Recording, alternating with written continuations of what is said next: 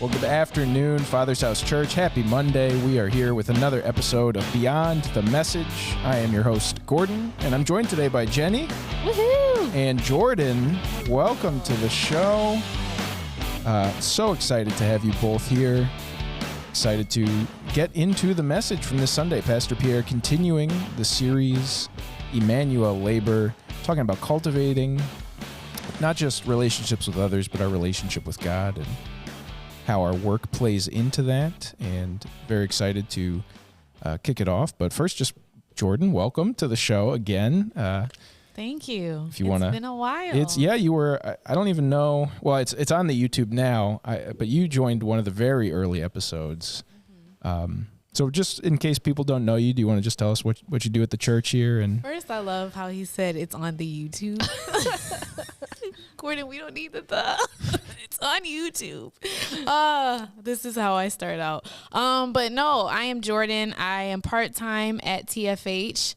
I oversee the cafe team. Nice. Which is now open again, right? World, yes. How's that been going the last couple weeks? It has been going amazing, especially with the promotion of it, like in the pre-roll.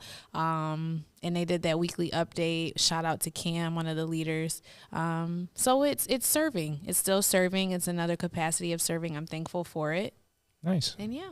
Well, welcome. We're glad to have you. Thank And you for Jenny, of having course, always glad to have you as well. Oh, thank you. If you feel like telling everybody what you do at the church, you can. But I think we all know you at this point. Maybe. I don't know. You definitely are on the show enough. Yeah. So yeah. I am a woman of many hats. Yeah. You asked me, what do you do? And I'm like, oh my gosh, what do I do? Okay. Well, then we don't have to talk about that. There's so many things. Well, we're talking about, speaking of what you do, we're talking about work. So there you go. Look at me. Segue. Look at me. So I really enjoyed the sermon this Sunday, the message this Sunday. A nice continuation, and it sounds like we're going to get a good continuation from it again this coming Sunday. Pastor Pierre seemed to still have a lot he wanted to talk about. Yeah, So I think we said this morning, quick tidbit of information you guys don't need to know, but I'm going to tell you anyways. So every Monday, our full-time staff, we gather first thing in the morning, and we just kind of debrief the previous Sunday, like what worked, what didn't work, what needs to change, what do we need to continue. And it got brought up in that meeting that Pierre has 96 pages of notes for this sermon series alone. And we're like, Pierre, that's a book. how many? Maybe he should publish a book. Yeah. Honestly, that's what that sounds like. How many weeks is this series going to be? It's supposed to be more. 5, or this weekend and one more. That's in like April? Yeah. Or no, is there? Yeah, because this is the last weekend of March. Yep. So we're going to go through April 3rd will be our last wow. sermon in the series. And I think there's so much more on those pages that we won't even get to. Write a book, sir. Yeah. Wow. We need that. Mm-hmm. I mean, this is definitely a good topic, and I can understand why you would have so many notes on it, because there's just so much to it, as we've already been talking about the last couple weeks. And there's so much that has yet to even be covered. But I really enjoyed, so this week we really talked about the cultivating a little more deeply, and this idea of authority, but also kind of how this relationship, we've been talking about work, we've been talking about how work is worship, but Pastor Pierre, I think this Sunday really kind of brought it back around to why is that important to your walk with God, why you need to be doing it and seeing it that way, because of how it impacts your walk, not just because of maybe you're called to do it, and kind of refocusing us on the point of what we're doing here as Christians and what we're doing in our work. So is there anything specific, Jordan, since you haven't been able to share yet, any thoughts that you've had on this series so far? It's, like you said, it's very, I love that we're in this series, because I feel like a lot of people go their entire life and never make the connection between work and worship, and even assignment. So I was walking my dog a couple of days ago, and when I'm a reflective person by nature, but of course when I'm walking my dog and I'm by myself, that's like, yes, this is a perfect time for me to just reflect. And it just, I really thought about, like, there has really never been a time in my life, honestly, except for, I think, taking this part-time position at the church, where I've really sought the Lord. Like, I want you involved in this. does this align with what you have given me, like what my assignment is? And so I can easily see how people can go their entire life and like don't make that connection between this is a holy work and you have chosen something for me. You've assigned me to something. You've put a calling on my life for something, for somewhere. And so, Lord, help guide me in that. Holy Spirit, help guide me in that. So I think that it's, I guess, general thoughts before we get into specific topics. I think that it's very, very needed, and it's a challenging sermon series for sure. I think it's especially challenging for, and I think, Gordon, you and I talked about this a couple weeks ago, for people who aren't necessarily serving in ministry and making that connection of work and worship, because it's kind of obvious, I think, in ways for us working at the church to some capacity. But for people who are working 9 to 5 somewhere else, like sometimes there can be that hard connection of like, how is this worship? And I just love that story that Pierre, I think he told last week, of the gentleman in the bathroom who was like handing him paper towels and soap and stuff. And like for him, that was worship. And I think that is the interesting point of realizing whatever you're doing, it is worship, whether you're working in vocational ministry or not, it's all ministry. Yeah. Well, and that's, I think, too, kind of the bigger takeaways that you can make from this kind of a series is the why you're doing something even. And because I think it's easy to say, it's easy to, let me not say, but to mistake when you say your work should be worship. It's easy to mistake it to mean we all have to be singing worship songs at our desks. And that's not bad if you want to do that.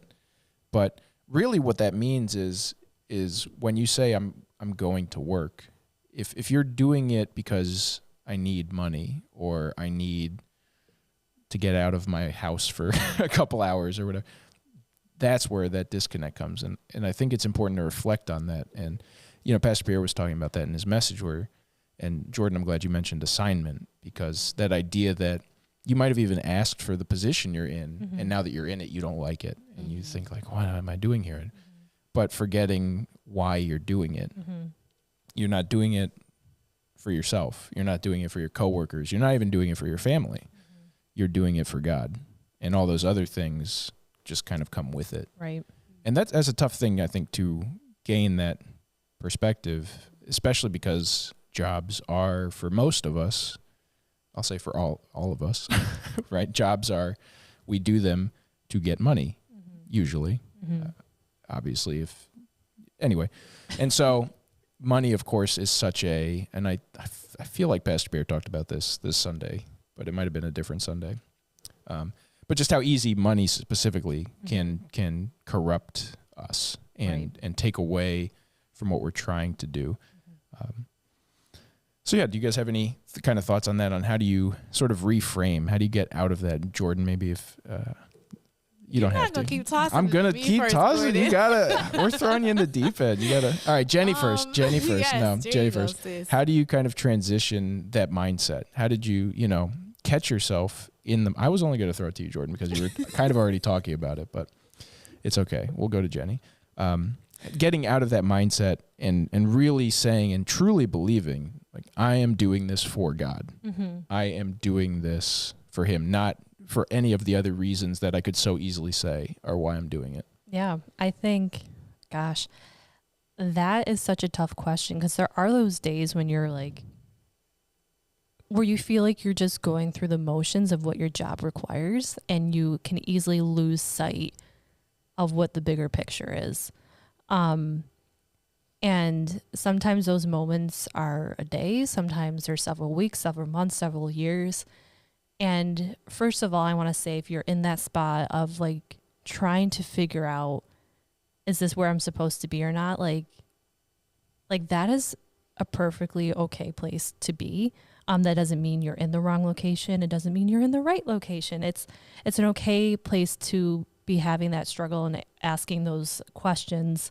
Because I think God likes us to implore and to explore those questions that we just naturally have on our hearts. And I think there is this drawing in every human to be doing something purposeful, no matter what that is. I kind of forgot the question you asked me, but I'm going to go on a tangent. Just keep going. We'll see where we land. But I think one of the things of trying to figure out if you're in the right location or not is looking back at the things that like naturally light up your heart.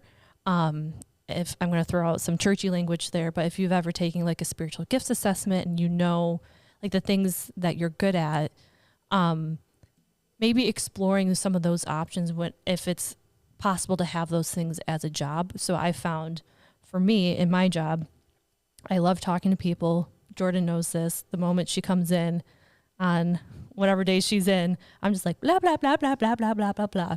And if Carrie was here, she would tell you, like, there are several points in the day that she's like, I have to go and put my headphones on because you're distracting me. I'm like, I'm sorry. But I love people. And so I think finding a job where I can just be around people and do it for people has just been such a huge blessing in my life. So again, I kind of forgot what the original question is, but if you just find something, and kind of explore yourself to find what you naturally lean towards or what you naturally just enjoy doing, it's easier to make that into worship. Yeah. Well, I think, so we have in the chat, Dat Fabric brought up a good point, and I just want to touch on it real quick. I don't know who you are, but they said, I think it's easy to get caught up in the flesh and forget how close God really is. Mm-hmm. And I think when we talk about this, especially work, because I think obviously we all struggle with different aspects of our walk, but I think work is one of those universal struggles that a lot of people have, at least in this context. I think you can enjoy your job, but still maybe not view it as worship and not view it as unto God. And I think this is a really good point that they make, because it's why you're doing things and being mindful that, like you were just saying, Jenny, if you're not enjoying your job, if you're just going through the motions, that we have that nature, our own nature is trying to pull us away from God. And if we're not continually going back to God, then that lack of connection, that lack of cultivation is not going to bear fruit in these situations. So great point. Thank you for the message. Continue, everybody, to chat if you feel like it. I do want to add something to please. That came to mind, which is why I'm happy Jenny went first, because it made me think. Sometimes you could be working in a position and this isn't where I'm going to stay. Mm-hmm. So I said at the top of the broadcast that I'm part-time at the church, but then I also work the rest of my time at a law firm. And I know I am not going to stay there. Mm-hmm. Like, that's not my retired job. I didn't go to school for law. Like, it's just a series of events got me there, and I have favor there. I'm thankful for it. But it can even be harder to think of your work as worship if like, this is truly just a season. And even Pastor Pierre said that a few times yesterday. It was like, your work, the Lord may have you there for a season. Yeah. And so I think it's really crucial to change your perspective and say, okay, God, what are you trying to produce in me? Mm-hmm. What are you preparing me for? Yeah. And I know that takes dying to yourself. That takes intentionality. That takes like, okay, Lord, I know I'm not supposed to stay here. I'm ready to go, but you have me here, and I want to make the best of it. Yeah. And I want to learn what I'm supposed to learn while I'm here, because you're preparing me for something else, something greater. Yeah. So if you're watching this or you're listening to this, whenever that may be, and you find yourself in a position where it's like, okay, I know you're calling me to something greater, I would challenge you to think of it that way. Of this is preparation. Yeah. So it's really not about my employer. It's really not about my my coworkers. Yes, I want to be an image bearer and I want to be light here. But Lord, you have me here for a reason, and I want to know. I want to cultivate that. What is it that you have me here for, preparing me for the next? So yeah. That's such a good point, and it's one I wanted to kind of get to at some point. So I'm glad we're here, because and Pastor Pierre mentioned this, and I think this is okay. We're tempted when we talk about, I'm somewhere I don't maybe want to be. It's like, well, maybe God's using you to reach someone else. And that's true, and I'm not saying we shouldn't say that. But it's so easy to think of other people that you forget yourself. And what you were just talking about, it's like, maybe it's not about anybody else. Maybe that, you know, when you think about it, like, there's no one I can reach in my job. I work alone. I drive a car or a truck or something. I don't know. Things where you never interact with people. God can still be using that to work on you. And not that he isn't using you to work on other people also, but don't only think of other people. It might sound selfish, but ultimately, in a sense, you're only in control of yourself and your walk with God. And so you have to be thinking of your walk with God. I can't force you to be closer to God. I can try and set, and like Pastor Pierre said, we're not responsible. We don't have the keys for other people. So you have to remember that part, that like you are the only one with your keys. And so even though God might be using you to reach others, the real focus should always be like, what are you telling me? Like, what are you trying to grow in me? What are you trying to work on in me that is causing me to not like where I'm at? And it's important to be a little self-centered in that sense, because ultimately you are responsible for cultivating your relationship with God. Right. You can only kind of walk beside others as they cultivate theirs. I'd also like to point out, just because we're on, like, now we're kind of transitioned to this topic of cultivating. And I think Pierre mentioned this yesterday also. And I know this is something I've had to learn and grow through, but like the cultivating never stops. Yeah. Which is like exciting and incredibly irritating all at the same time. It's like, oh, I feel like I've finally mastered like this one thing in my life. And then either God will bring it up again in a different season, or he brings up something else. So I think tying it back to this conversation, it's incredibly important to see how is God cultivating you in the seasons that are uncomfortable or the seasons that you don't want to be. And Jordan, I'm going to put you on the spot. Uh-oh, Lord. Just because, and you know, talk about whatever you're comfortable about, but I know you and I have had conversations about how do you even discover like what God's assignment and purpose for you is. And I'm wondering if you can enlighten us maybe on a little bit of that walk and that tension you've been feeling and what you've been doing now, as you're in the midst of discovering what that thing is in your life. Oh, Lord, Jenny, I feel like you're looking for something, and I don't know what you're looking for, sis. But no, so you started it right. I still don't know what my purpose is. I just know that I'm not called to stay where I'm at.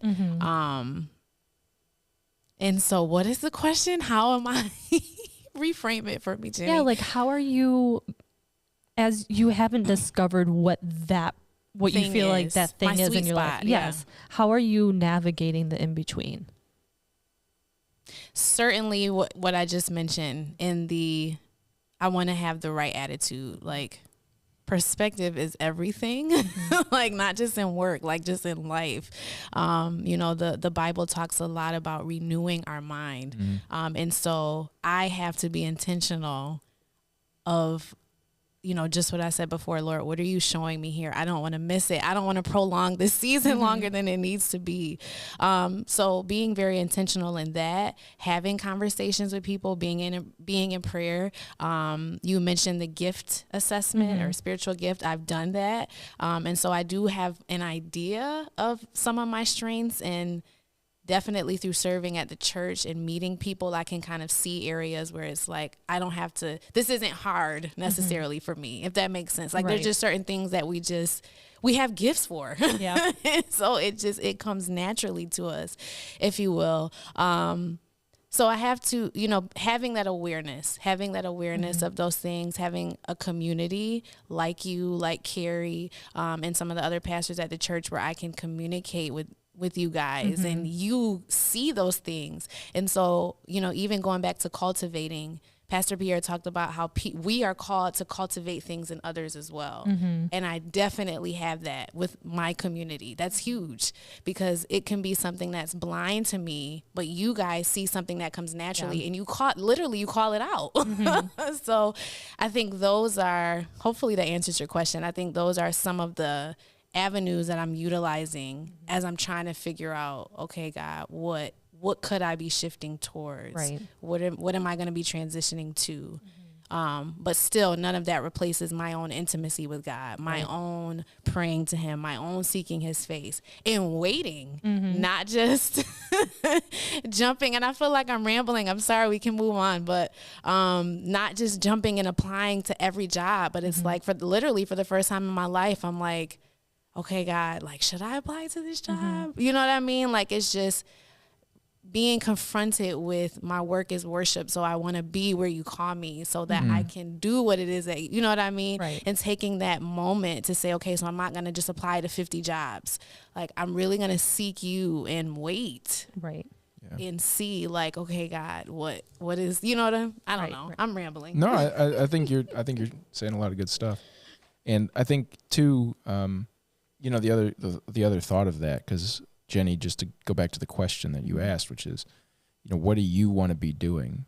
And that's not always what God is calling you to be doing in that moment. And that is a tough one. That can be a tough one. And I think that causes a lot of this friction that we're talking about, where you're maybe, I mean, even it could just be serving at the church and you want to do something and you go to, I don't know, to whoever you talk to, right? And like they want to maybe serve on the team that you do, Jordan, and they come to you and you say, well, we have room in kids ministry, you know, that's totally different. But the question isn't what do you want to do necessarily. It's can you still serve God in the thing that he's called you to do? Yeah. And that is a challenge, because I think we like to get this, it's easy to fall into that trap of, well, I'm a Christian, so therefore I have God's given me the plan. He's given me the down low for my life and for what's going to happen. Yeah. You know, we got a personal relationship. I prayed. I heard him talking, and he said this. And how easy that it is, though, for us to just kind of put our wants and plans and pretend that they're God's, or even convince ourselves that they're God's. Yeah. And that's why it's so important, like you were saying, Jordan, to be in communication with him, be in prayer, and surrender. And that's something that we don't like to talk about. And Pastor Pierre kind of touched on it a little bit. He was talking about this idea of subdue. Yes. And how we are called to subdue, but that subduing, it's a weird dichotomy, because yes, we're called to subdue, but it's not, I forget the exact wording he said, but it's, you know, you're not supposed to lower the value of the person or the thing that you're subduing. So it's the word itself has kind of been twisted in our culture and over the years. And there is, though, that other side of it, which is that surrender side, which is also kind of been twisted to be like this weakness. But really, that's what God calls for all of us. And he wants us to surrender to him. And that just means a willing giving of yourself to this role, whatever that may be. Right. I don't know if you guys have any thoughts there or on that topic, or how that has kind of, I know, Jenny, you've been talking about jobs that you've had and didn't enjoy. So it's funny enough, actually, where my thoughts are going right now is nothing to do with like work in the job sense, but I think it could still apply. Sure. Yeah.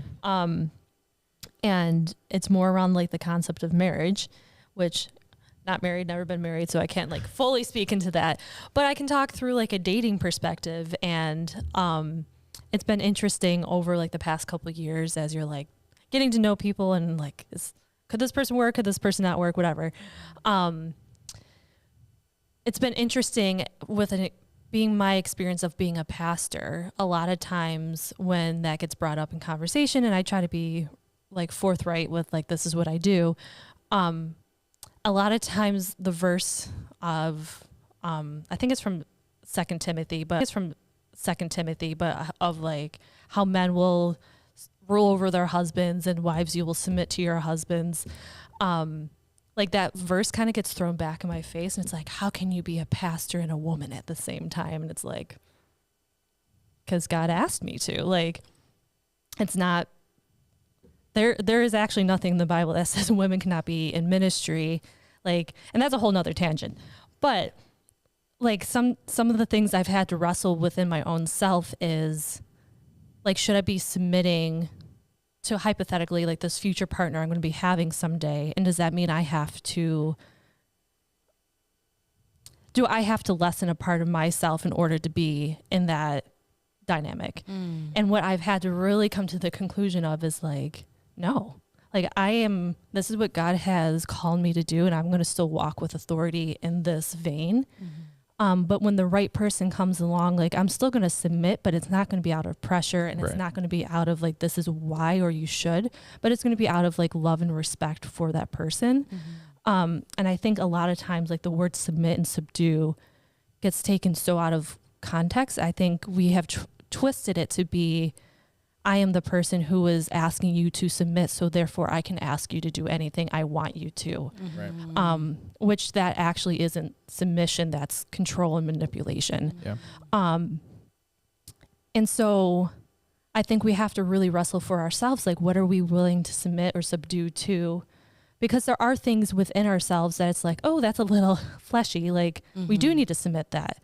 But knowing that when you're submitting something, like don't submit it because someone's enforcing control over you, but they're asking you to submit that part of yourself because they care about you and they want to see you grow and flourish. Yeah, absolutely. And I agree with everything you just said. That the verse about husbands and wives is definitely probably one of, if not the most, I think, probably misused on both sides. Because like you were saying, Jenny, and that I think is another thing that's gotten twisted, this idea that God did create each of us. He sees us all equally as his children, and yet he's designed us for different purposes, for different roles. And people want to twist that to make it seem like you were saying, like you're giving up your own individual authority or something. It's like, no, you're not. You are walking into the role that God has for you. And that can apply in a job because, I'm too good for this, or I'm better. I have more skills than this job or whatever. Okay, but this is the role that God has carved out for you at this time. Right. So are you going to walk into that kicking and screaming, or are you going to submit to that role willingly? It does need to be a willing thing. Right. So I agree. All that That's to say. good, Jenny. That's bondage. Otherwise, I mean, I think Pastor Pierre again even talked about the God who created us didn't make us surrender to him. There is no force. Right. So when you understand that and you understand God's intent behind marriage and the functions that we play in that, then you'll be able to identify that's not God. So if you're coming at me with that, that's not God. And no, you don't submit to that. You know, that is bondage. That is manipulation. So I 100% agree. And it's easier to spot that when you have a relationship with God and you know what his intent is behind the things that he created, like marriage. Yeah. I think he said this in first service, but I listened for it during second, because it was like one of those golden nuggets he just said like quickly, and then he moved on. I'm like, oh my gosh. But in first service, he said, love guides, it doesn't control. And I think that can work like in marriage, that can work with your family, with your friends, with your job. Like that can work in so many different arenas and I think that goes closely with like this concept of submission and subdue. Like it guides, it doesn't control. Like God he actually has the power and the authority to make us do exactly what he wants us to do. Yes. But instead he invites us and he guides us and leads us into those moments instead of forcing us to. Come on, Jenny. Preach it, woo-hoo! sis. So I think that is one of the ways that we can be image bearers to other people. But I think that's also like, for me at least, that has been something that is a big struggle in my life.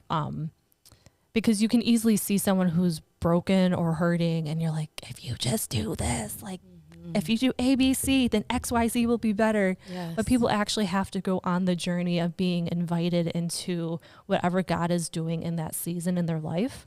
And to force them to do what you want them to do is actually robbing them of the journey and the process and the learning that they need to go on. Which is why I'm so grateful. Like that God's love for us is actually more guiding, because Yes. we would be ejected out of everything that we're supposed to be learning and processing and cultivating in that season. So I guess to end this tangent, like if that's where you're finding where you're at with your job, your marriage, whatever, let yourself be guided by God, because there is something that he is doing and undoing at the same time within your life in that season. I feel like this is like low key, like a marriage, a marriage show now, because that stuff is deep. Yeah. And I just think about trust. Like when you trust whoever you're surrendering to, then it's easier to do that. You know what I mean? So even starting with God, the reason, and we still wrestle with it because we're flesh and we want control and we want our own say, but it's easier to like kill that when it's like, God, you have never given me a reason to not trust you, ever. Like you have never given me a reason to not trust you. So it's easier to bring yourself back to that place of, I need to let this die. I have to change my perspective and remember that, God, you are leading me, you're trustworthy, and you're worthy of my surrender. And so that fight isn't so hard when your mind is there of like, who are you? Like your nature, God. You've never been inconsistent. So why am I wrestling with this? Why is this so hard for me? It's easier to get through that when you know the nature and the character of God. Or in your marriage, you're supposed to be on the same team. You know what I mean? So if you know that this person is for you, it's easier to kill that part and to change your perspective and fight from the same team. Well, it's definitely, I think it's hard when we talk about this kind of stuff, because regardless of the situation, whether it's, but I think marriage is is the ultimate example of, right? It's a permanent coworker in a sense. But it's so easy, I think, for us to do that, because usually, I want to say like 99% of the time, if somebody else is upsetting you, it's because they're shining a light on something that is wrong with you.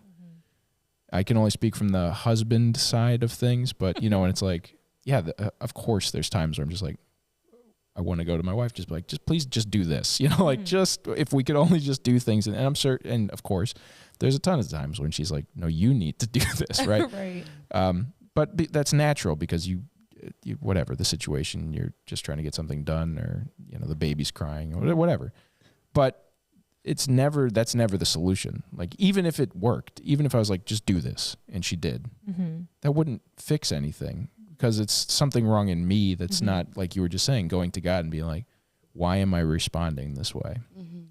Why aren't I trusting you to work through this situation? I think it's kind of the same, again, on the other side, as like the wife who, like you're saying, is called to kind of submit in that sense of like, I trust, but it's to God ultimately. It's never to another person.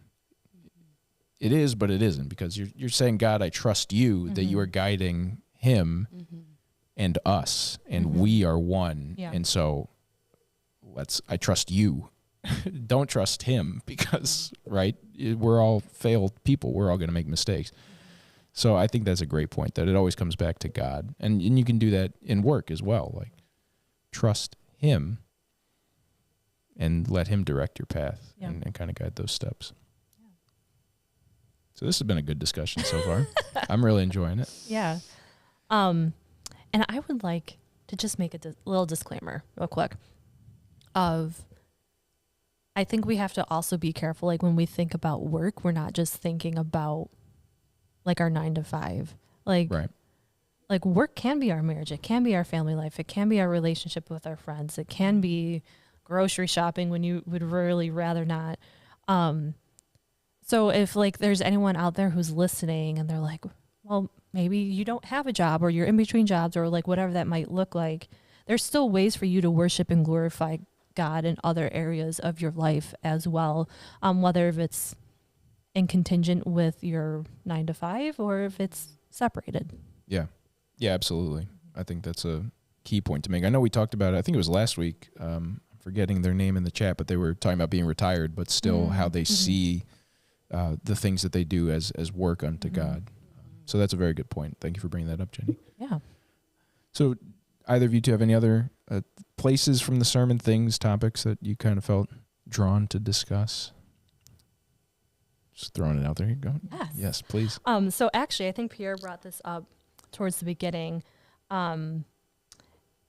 talking about like how we're not living life just to get to heaven.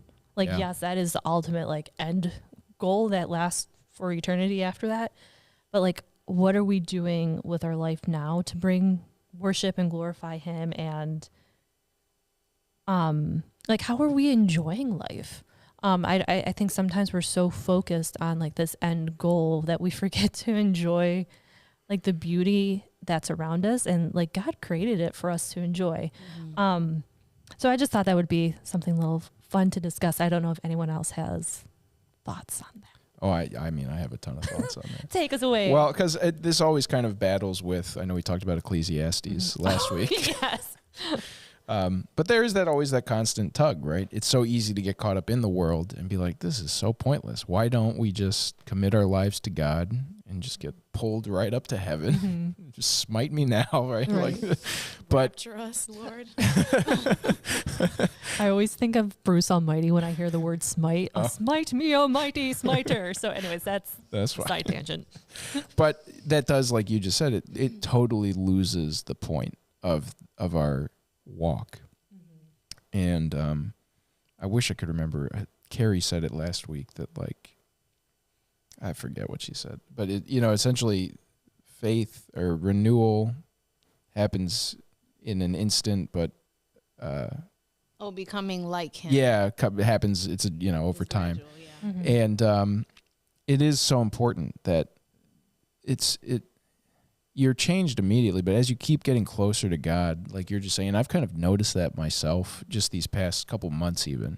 Not to say I wasn't close with God before a couple months ago, but just recently it's become real to me, like how much extra you get out of the same exact life. My life has not changed since COVID started. I wake up, I don't leave my house except for things like this, which are few and far between. So my life is not different in any way, any tangible way. Right. But my experience of life is so different because exactly that. It's like you are so much more in tune with God and have that kind of spiritual connection to him, and you start seeing him in things you wouldn't normally see him, and you start thanking him for things that you would never have thought to thank him for. You start praying in situations you would never start praying. And it's a good thing. Like it adds a lot to the experience of life. So I definitely vouch for that and encourage everybody to. Ultimately, again, I think it's easy to get caught up in like what God might do through you for others, and of course He will do that. But I think that almost itself misses the point of like, what is He doing in me, and what is He to me? What is God to you? It's not what are you to God. Right. We're all the same to God. I'm sorry, right? Nobody's special to God. He's created us all and sees us all. Everyone is special to God. Here we go. Reframe it. It's your perspective, Gordon. Fine. You're right. Fine. But you know what I mean. Yeah. You know what I mean. And it's really more about letting Him just change you. Right. You're not going to change Him. Right. And yes. try as you might. Who are we to change the Creator? But I think even what you guys are saying kind of bleeds into the jurisdiction portion of yesterday, because you mentioned you're thankful more. You nothing tangibly changed in your life, but there is like a renewal of your mind more and more each day as you spend time with Him, as you cultivate your relationship and your walk with Him. And so that I would hope makes you want to be like, yes, I'm going to pray over. I keep putting my hand in front of the camera. I'm You're sorry. doing fine. You're doing great. Pray over and take this authority that the Lord has given me over the things that I have jurisdiction on, like my family, marriage, children, your job, teams, friends, the different areas, your church. That was something that really stuck out to me from the sermon, of just realizing we have influence in so many different areas of our life, and really understanding that it's our right and our really our job Right. to pray over those areas, to cultivate life in those areas, to try to draw out the potential of those areas. That is also work. Right. That is also work, and it's a work that the Lord is pleased with, and He wants us to do. We co-partner with Him in that. So, Yeah, Pastor Pierre even said that when he was talking about the jurisdiction and the he said, I believe I'm quoting him verbatim, the assignment God gives us is to live a bountiful spiritual life. It's not to achieve this position or achieve that position. It's to just do what we're talking about right now, which is build that relationship with Him, because that is how you have a bountiful life. It's not, you don't get a bountiful life by being a billionaire. You don't. Spiritually, you do not. It will not. Go read Ecclesiastes. you'll be stressed out. Yeah, That's what Gordon's exactly. favorite book. Well, because it drives this point home that, like, what are you looking for in life that anything but God will give you? And if you don't realize that, you will forever be unfulfilled because you're trying to fill a void that God made to be in, and with anything but God. And it will just always be disappointing and lackluster and not sufficient. And so that is the assignment, ultimately, is to live this bountiful life. It's not, and so you do that through all these avenues that we've been talking about today. Yes. Yep. I agree. That's all I have left to say. And on that note, do you guys have any final thoughts as we're getting towards the end here? No? Nothing in particular. Okay. Yeah. Jordan? Listen, pray over your jurisdiction. Guard your jurisdiction. And I guess mindset.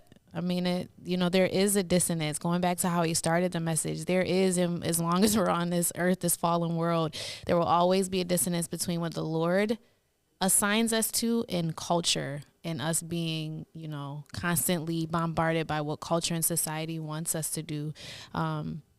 So really changing your perspective and being intentional and inviting God in these different areas like work, like marriage, like family. And He can work through that. But it takes a relationship with Him. It takes intimacy with Him. Even to change our perspective, it takes the Holy Spirit and yielding to that. So I do have one more closing thought. All right. Sorry. Just off bring it of home. what you said, Jordan. So if anyone also watched the interview we had yesterday with Dr. Angela Branch, and she was talking about science and faith and how that correlates, I have a book to recommend to people. If you are struggling with perspective and just your thought patterns and your thought life, there is a wonderful book by Jenny Allen that's called, it's called Get Out of Your Head. So I read it a couple years ago, and it talks about like the science of what happens in your brain when you when you are trying to reform and rethink your thought life. yeah. But she's also a Christian author, so you get both perspectives. Yeah. So if that is something you're struggling with, I highly recommend that book. And I think just going off of that, we're going to be closing forever, Gordon. That's fine. That's fine. Be gracious with yourself. Like, it takes so much grace. My heart is heavy for the people who are working at a job and you're not going to stay there, because that's where I am. And some days are better than others. Like, even when you have a relationship with the Lord, some days it's just like, God, I missed it today. I had an attitude or whatever. So extending grace to yourself is important, because you are literally changing your mindset. You are literally changing your perspective, and that takes time and that takes grace. So yes, that's my final closing thought, Gordon. All right. Oop, there we go. Well, with that, we'll call it. Thank you, too, for joining me and for talking, Jordan. Good job. Thank you. Welcome. Hopefully we'll see you more often here. Jenny, as always, good to have you. And church, thank you for watching. Good to talk to you. This Wednesday, we have prayer 6 o'clock right here in the prayer chapel. This Sunday, Pastor Pierre will be going through the rest of those 96 pages of notes. Pray for him that he would be able to get through all of those. Write the book, Pastor. Write the book. Church, have a great week. We love you. Be blessed. We will see you on Sunday. Goodbye.